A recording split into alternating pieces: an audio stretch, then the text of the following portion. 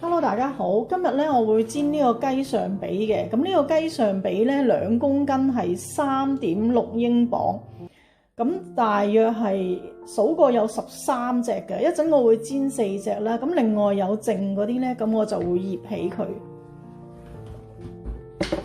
跟住咧會炒個西蘭花、彩椒同埋洋葱嘅。咁西蘭花42個便士一棵，咁好大棵嘅，我煮一半嘅啫。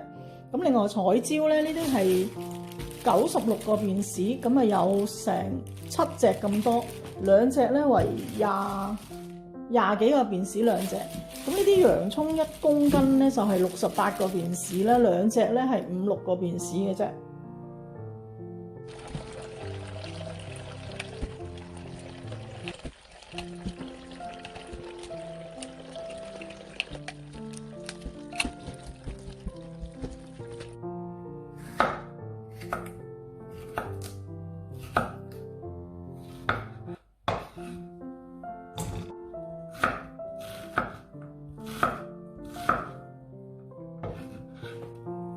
一個西蘭花咧真係好多，咁呢個頭咧因為好高纖維，咁我都唔會掉咗佢嘅。而且咧英國1個禮拜先倒1次垃圾，咁我盡量少啲製造廚餘。咁其實呢度係炒咗1/3個嘅啫，咁有剩呢2/3咧，我就將佢擺入個盒度擺雪櫃。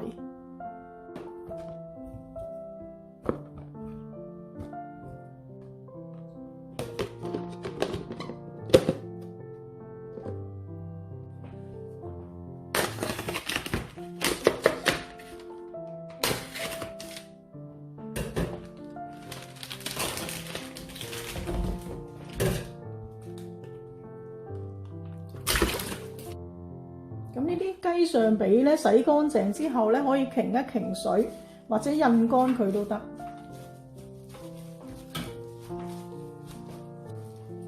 咁有啲多餘嘅脂肪咧，我會切走佢唔要。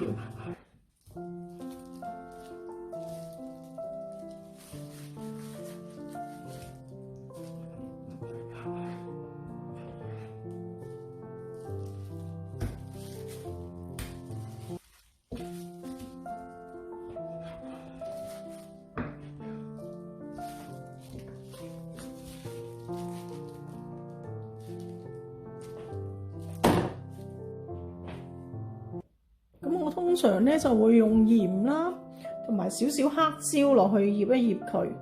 咁煮嗰陣時候咧，我先再落其他調味，因為咧喺英國買唔到胡椒粉，所以都要用黑椒。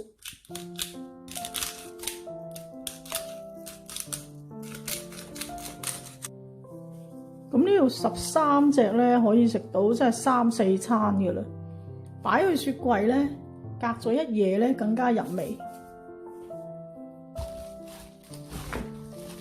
淨係俾鹽同埋黑椒葉咧，就算唔俾其他調味料咧，你第日煎翻咧都好好食。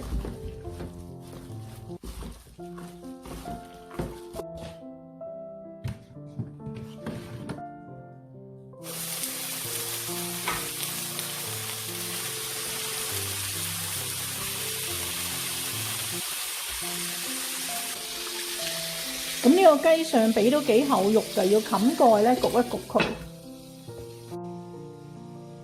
咁如果中意嘅話咧，可以加少少蒜片或者葱。我今次加少少蒜片落去。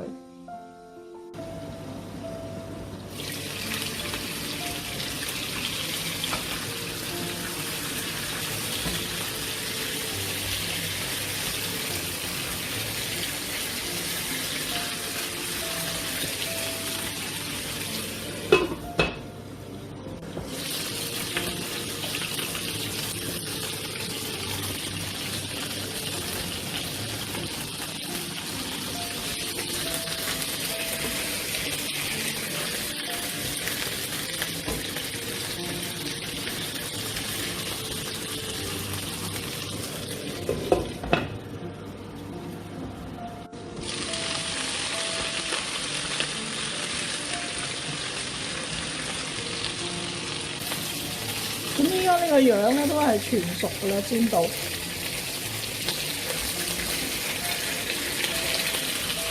咁個蒜片咧，唔好太早加落去啦，你太早加落去咧，佢係會燶嘅。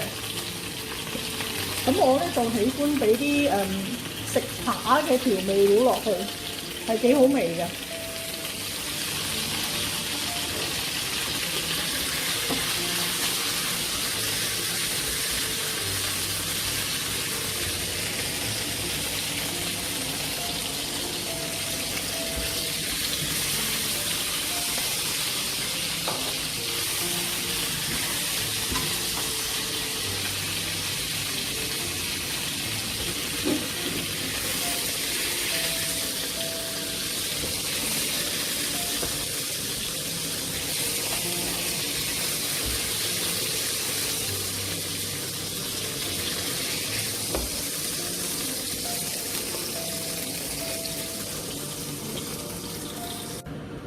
咁呢個 pan 係啲食扒嘅調味料咧，你唔介意都可以繼續煮嘅。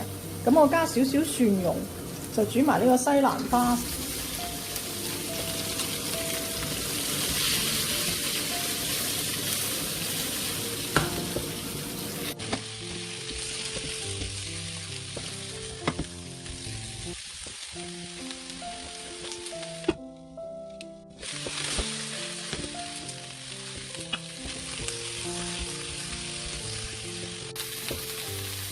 咁呢個西蘭花炒嘅生熟程度咧，就隨自己喜歡啦。